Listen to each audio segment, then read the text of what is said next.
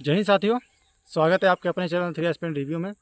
आशा करते हैं कि आप सभी बढ़िया होंगे और अपनी पढ़ाई और एसईजीडी का फिजिकल की तैयारी बहुत ही बढ़िया ढंग से कर रहे होंगे और जो भी कमजोरी होगी उसे दूर कर रहे होंगे। तो आज हम बात करें जो 3rd battalion SSB Lakhimpur Kheri में जो एसईजीडी का फिजिकल चल रहा है उसका 25 सितंबर में फिजिकल का क्या रेशियो रहा, क्या पासिंग रेशियो और घड़ी वगैरह अलाउ है कि नहीं, चेस्ट वगैरह जो भी है उस बारे में बात करेंगे। वीडियो शुरू करने से पहले आपको बता दें कि आपसे कोई जानकारी छूटने ना पाए, इसलिए आप वीडियो को अंत तक पूरा देखिएगा, स्किप मत कीजिए, क्योंकि हमने एक एक जानकारी बताई है हर एक पॉइंट पर। और अगर ये वीडियो अच्छा लगे तो लाइक करके अपने दोस्तों जरूर शेयर कीजिएगा और सब्सक्राइब करके बेल आइकन जरूर प्रेस कीजिएगा। तो चलिए हम वीडियो शुरू करते हैं। तो ये वीडियो जो है आपके जो 25 सितंबर का जो फिजिकल है उस पर बता रहे हैं कि मतलब कितने बच्चे आए थे, कितने रनिंग किए, कितने क्वालिफाई हुए हैं। तो हम लगभग एग्जैक्ट आंकड़ा डाटा तो नहीं मिल पाया, लेकिन 65 से 70 के बीच ये पता चला है कि बच्चे आए थे, जिसमें से कुछ बच्चों को हाइट में बाहर कर दिया गया है। बाकी बच्चों को 2 ग्रुप में दौड़ाया गया है, जो कि एक बहुत बड़ी खुशखबरी की बात यह है। जिस जो सुन के आपको अच्छा लगे, आपको काफ़ी दिन से टेंशन हो रहा था 11 बजे रनिंग हो रहा है, शाम के 4 बजे रनिंग हो रहा है, तो आपको शायद सुन के अच्छा लगे कि पहला बैच आपका 8:15 पे दौड़ाया गया, 8 साढ़े 8 के बीच हुआ और वो जब ख़त्म हो गया तो उसके 1 घंटे के आसपास जो है दूसरा बैच भी रनिंग हो गया और उसमें से आपका पासिंग रेशियो लगभग 50 से 60%, यानी जितने बच्चे भी दौड़ाए गए हैं उसमें से लगभग 50-60% बच्चे पास हुए। ये डेटा तो नहीं मिल पाया है, बच्चे हड़बड़ी में था जिसने बताया है, तो जो भी आप जानकारी मिल रही है आपको पूरा पूरा देने की कोशिश कर रहे हैं। और बता दें कि आप बहुत से बच्चों का ये था कि जो वॉच वाला है तो वॉच आपका कंफर्म हो गया है कि वॉच आपका अलाउ है, आप वॉच मतलब पहन के दौड़ सकते हैं, लेकिन हाँ डिजिटल वॉच नहीं ले जा सकते हैं आप। जैसे नॉर्मल आप रनिंग करते हैं जिसमें टाइमिंग लगा रनिंग करते हैं, आप वही वॉच ले जा सकते हैं, स्मार्ट वॉच नहीं ले सकते। ये बताइए जैसे कि उस पर वो टोकन का मिल रहा है कि नहीं? जैसे कि अभी भैया ने पूछा है कि मतलब टोकन वाला व्यवस्था, और आपका भी क्यूरी था कि मतलब क्या कैसे हो रहा है, कैसे काउंटिंग होता है।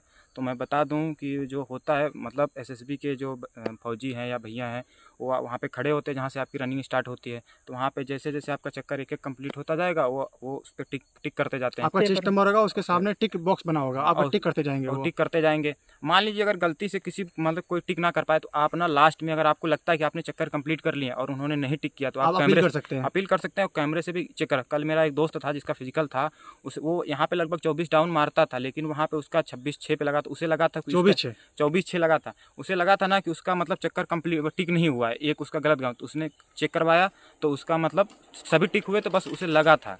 तो आप भी अगर आपको दिक्कत ऐसा लगता है तो आप जाके चेक करवा सकते हैं कैमरे में। और बहुत से बच्चों का था डाउट कि चेस्ट कहाँ से नापा जा रहा है, कहाँ से नापा जा रहा है। तो ये बता रहे चेस्ट आपका जो है, अब हम अंदर तक एग्जैक्ट गए नहीं है और वो भाई भी जो इतना अपने उसी गम में था कि बता भी नहीं पाया। तो वैसे मोटा मोटा ये बता पाया है कि जो आपका जो निपल है, चेस्ट निपल्स होते हैं उसके थोड़ा सा नीचे से नापा जा रहा है। बाकी एग्जैक्ट 2-4 दिन में फिर पता ही चल जाएगा और बच्चे बाहर आएंगे तो। और वॉच का तो बता ही चुके हैं भाई।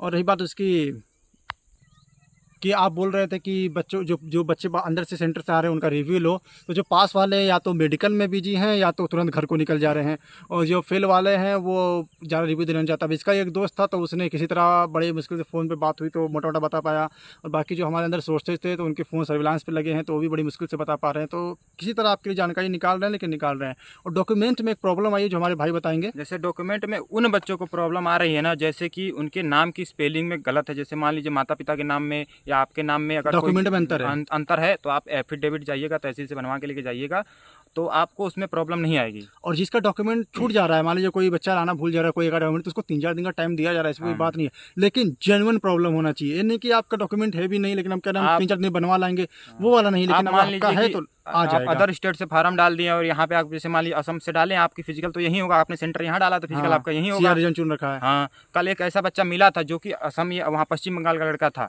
जो कि उसको जो फौजी लोग हैं उसके बहुत गाली उली भी दिए, उसको डांटे कि ऐसा क्यों किए हो, लेकिन बाद में ये था कि उसका मतलब किए नहीं, बाद में उसको बाहर निकाल दिया डॉक्यूमेंट में। कहने की बात यही है, फेक डॉक्यूमेंट वाले जाएंगे आप तो आपको कुछ नहीं हासिल होगा, आपको शायद बैन भी, आपके ऊपर कार्रवाई भी हो सकती है। तो इससे चाहिए कि आप अच्छे से जाइए, जो भी जाना है आप जेन्युइन जाइए। और आप लोगों का लगातार सवाल आ रहा है कि हम नंगे पैर वहाँ पे रन कर सकते हैं, तो मैं बता दूं अगर आपकी प्रैक्टिस है तो आप बिल्कुल करिए। अगर आरसीसी प्रैक्टिस कर रखा है और लोग पूछ रहे हैं कि रोड साफ़ है टूटा फूटा, तो नहीं भाई, अंदर का तो इतना नहीं पता है लेकिन साफ़ तो होना चाहिए। और रही बात आपकी डीवी और मेडिकल की, डीवी उसी दिन हो रहा है, कभी कभार एक आध बच्चे का अगले दिन भले हो रहा है, उसी दिन हो रहा है मैक्सिमम का तो, और मेडिकल अगले दिन ही हो रहा है और तीसरे दिन आपकी मेडिकल की रिपोर्ट मिल जा रही है। और जो 23 तारीख बच्चे वाला जो मेडिकल रिपोर्ट था वो आ चुका है, तो हम आपको अभी थोड़ा अगले वीडियो में बता देंगे वो।